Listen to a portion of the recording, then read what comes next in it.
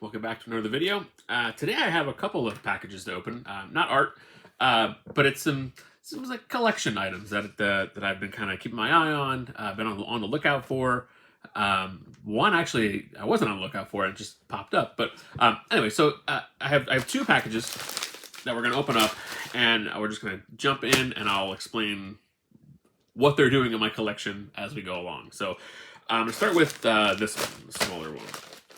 And so I don't, it's funny because like I try not to buy as much, non-art stuff because usually the hobby money goes a lot to art these days. But every so often there's things that pop up that really kind of fit in the collection. And what I've been doing, I mentioned it before, I think in a previous video, but now I still have a lot of action figures and stuff. But I've downsized a lot from the past, if you can believe it. And what I try to do is in these kind of these cubes in the display cases, I've tried to pare it down to make it very thematic. So each cube is kind of a separate representation of my nerddom, if you will. So there's a lot of Death and Return to Superman stuff in the cases. Actually, I think I have almost two full cases. These first two are all kind of Superman in the 90s, kind of right in that Death and Return era. So a lot of what I pick up kind of fits in there. So we're gonna start with this one. This one actually is not going to go in the display case, but it's something that I've been on the lookout for a while, and these rarely pop up. And I can't say it's something that I buy a lot of, but it is a vintage T-shirt, vintage to like 1993, which is a sad thing to admit, but it's true at this point. So what I have is a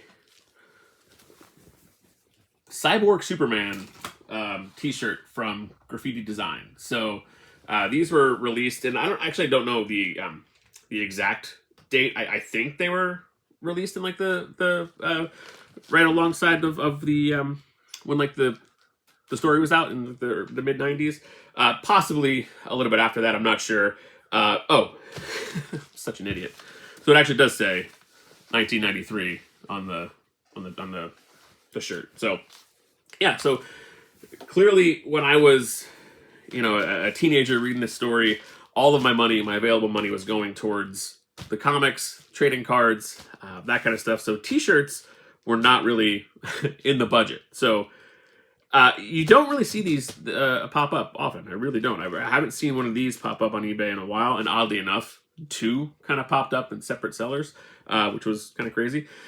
So this is in my size. Now, who knows if it's, after 30 years of being wherever it was, if it's shrunk some, I don't know. But yeah, the only other one that I've seen, not even available, just I've seen, there's a purple shirt that is the steel emblem, and I'm sure there's the other two. I've honestly, I've never seen them myself. So this one was from during the 30th anniversary, the DC shop online, they actually did a 30th anniversary of the Rain shirt. So it's got the same S symbol, but I really wanted, Cyborg Superman is my favorite of the bunch. So to get one of those, that was very cool. So, I'm glad if of the four, if I could only get one that was in my size that didn't look incredibly beat up. It looks like it's in pretty decent condition. I mean, it's not, super ratty or holes or stains or so. So that's good when you're. I don't buy a lot of used T-shirts, but this one definitely fit. And if it shrunk too much, it doesn't fit. I'll probably just get like a T-shirt frame and put it up. Actually, I have the Cyborg Superman piece on the wall here. I might just kind of frame it next to it if it doesn't fit. So we'll see. I mean, or I could, I could go on a diet and lose weight, but it might just be easier to just frame it. So anyway, so that's that one. And then this next one is something that popped up that a buddy of mine gave me the heads up on. So let's get this out, and this one might be a little more involved once I get it open. Some things that I like that interest me now are kind of like oddball items that are like related to that era of comics, that era of Superman comics. I've got some other versions, not this, but other types of what this is. Okay, let's see. Get the tape. Which I haven't shown before, which I probably will. Actually, I have a video idea coming up here pretty soon that I think I might showcase another item from the collection that I have. Okay. Not cut fingers. So yeah, so this popped up. I haven't seen one in a while on eBay. I honestly wasn't looking at the time, but like I said, a buddy of mine said, "Hey, I know this is kind of along the lines of what the kind of collection you're putting together, so you should check this out." And I did, made an offer, and clearly it was accepted. So wrapped in tissue paper. Okay, here we go. Now this might be, like I said, might be a little more involved. Might have to take a break once I get this open, but maybe not. We'll see. Okay, get that off the side. So what it is? Oh no, it'll actually be fine. What it is a Superman red and blue promo standee from when it was like 97, 98. I think it was when the story. It was like a year long. Electric Blue Superman was in 97, and then I think it once he split into red and blue, it was towards the end of 97 into 1998. And actually, this was the time of comics when I kind of bowed out. It was after I graduated high school, didn't have a lot of money in college, so I bowed out for. I still bought some comics, but it was the weekly Superman titles. I could cut them out, and it was like a nice savings for the month. So yeah, and actually the red and the blue is something that I always like the design of Superman blue. The red is fine too. I like the design as well.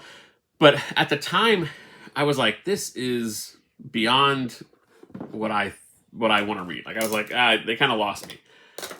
But in saying that and going back and understanding more about why it was like the split between the red and the blue and how it was a nod to the Silver Age stories where there was a Superman blue and a Superman red that they split off, and there were two different personalities with two different lives. To see that it was more of a nod to that, I appreciate it. I appreciate its place in comics much more than I did at the time when I was like, what? It didn't make any sense to my young mind. But yeah, I love this kind of stuff as far as comic shop promo items. So things that you would see just on a at the counter in a comic shop. They're just really cool. Like it's a moment in time.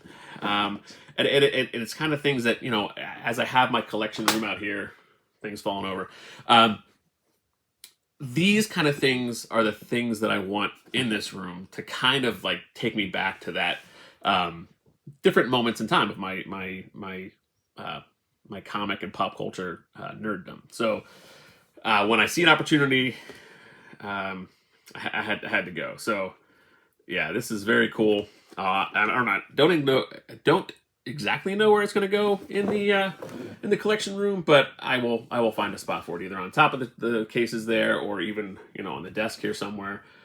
Doesn't matter. I'll find a spot because it's something that there's a comic spinner rack. It's in the other corner. You don't really see it in here, but I have that filled with a bunch of just nostalgic comics the covers that I like seeing. From that era, and there's spoiler alert, I do like Spider-Man, X-Men, a lot of that 90s stuff as well. It's just that when it comes to the collection and buying things, I kind of have focused more on the Superman side of things. So So yeah, so anyway, there's a look at the 2 new collection pickups. So both right out of my comic loving heyday. So anytime I can add a little piece of nostalgia into this room, that's a great feeling. So anyway, thank you for watching, and I will see you soon.